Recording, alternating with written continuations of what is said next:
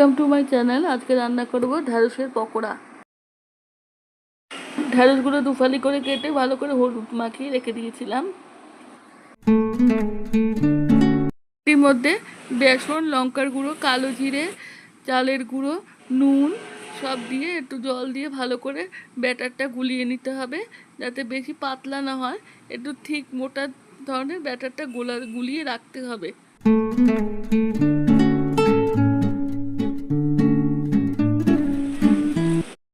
হলুদ মাখানো একটা করে ঢ্যাঁড়স নিয়ে বেসনে চুবিয়ে গ্যাসের মধ্যে কড়াই নিয়ে কড়াইতে সর্ষের তেল ভালো করে গরম করে ছাকা তেলে একটা একটা পকোড়া ভাজতে হবে।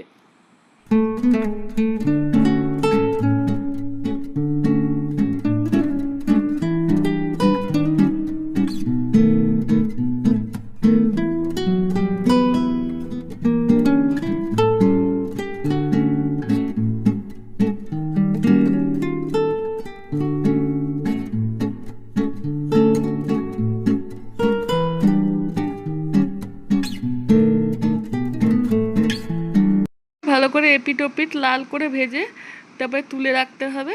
ঢ্যাঁড়সের পকোড়া রেডি।